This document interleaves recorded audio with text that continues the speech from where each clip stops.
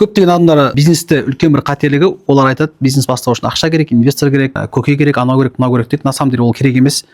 Соны керек деп бастап кеткен қаншама бизнесмендер бар. Олардың барлығы тірліктері жүрмей жатыр, саудасы өтпей жатыр, кейбіреу минусқа кетіп жатыр, кейбіреу банкрот болып жатыр, содан депрессия болып үйде жатып қалып жатыр. Бизнесте ең бірінші білім керек. Өйткені білімсіз басталған бизнес ол құрдымға кетеді.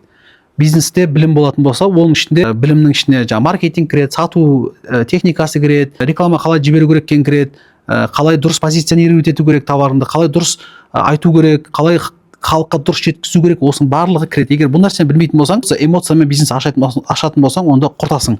Так, одан кейінгі нәрсе, сен халықтың реальный болын білу керексің. Халықтың мұқтажы не, қандай мәселесі бар. Көп адам бұл нәрсеге көңіл бөлмейді да, сұраныста жоқ нәрселерді әкеп қадалып отырады. Олай істейтін болсаң, тірлігің жүрмейді. Керемет идея, керемет товар, необычный бірден іздеудің қажет жоқ. Өйткені ол нәрсеге сұраныс жоқ. Реальный болі адамдардың қандай, сол болдарды іздейсің, сол болыға арналған товарларды немесе услуганы әкеп көрсетесің. Сол кезде сен тірлігің жүре бастайды. Ал ол нәрселерді зерттемей, менің ойымша мына темам атады, мына товарым күшті екен, бәрі алатын сияқты десең, өтірік. Ол зат ешкімге керек емес. Даже сенде қолында товар болмаса да, сен халықтан сұрасаң болады. Мына товарды алып келіп саған берсем, сен аласың ба? Нандай деп түсіндіріп, егер ол түсініп, қызығушылық бар болатын болса, және сондай адамдар саны көп болатын болса, онда кішігірім объемнан әкеп сату керек. Бірден үлкен объем әкеп сатудың қажеті жоқ. Біздегілер не істейді? Үлкен суммаға товар сатып алады, сөйтеді оны сатамай отырады. Иногда болады, мысалы, сен бір қалада тұрып жатсың, сен, скажем, бір 10 штук зат сата аласың айына. Біздегілер не істейді? Алып келеді да 1000 штук алып келеді, 100 000 штук алып келеді.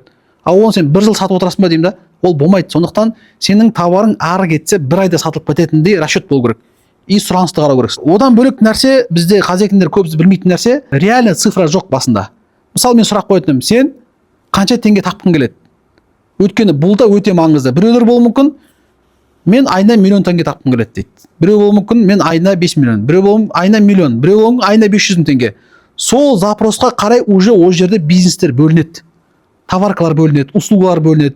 Сен қазір 10 миллион теңге тапқың келеді, мысалы, айына. Скажем, сен кішкентай бір точка ашып алып отырсаң 10 миллион теңге таппайсың. Ол бизнес модель келмейді ол ақшаға. Енді қара, егер сен 100 миллион теңге тапқың келеді, 100 миллион теңге табу үшін сен қарау керексің. 100 миллион теңге табатын қандай бизнестер бар? Ол қандай товар? Средний чегі қанша? Ол средний чектегі товарды қанша адам сатып алу керек? Оны да қарау керексіңдер. Түсініп тұрсыңдар ма? Өйткені сен 100 миллион теңге тапқың келеді, бірақ сатып атқан товарыңды адам аз алатын болса, және сатылу құны төмен болатын болса, сен ешқашан 100 миллион теңге таппайсыңдар. Түсіндір ғой жалпы, иә? Сондықтан бұл жерде қарау керек. Сен не сатып атсың, қанша адам ала алады, қанша бағада сату керексің, соның бәрі есеппен болу керек.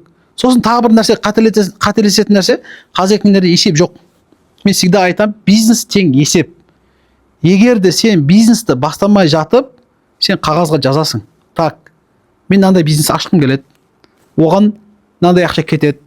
Мынандай ақша техникаға кетеді, немесе товарға кетеді, мынандай ақша айлыққа кетеді, мынандай ақша рекламаға кетеді, мынандай ақша рекламаға кетеді, мынандай арендаға кетеді деген сияқты есептер болады. Енді қара.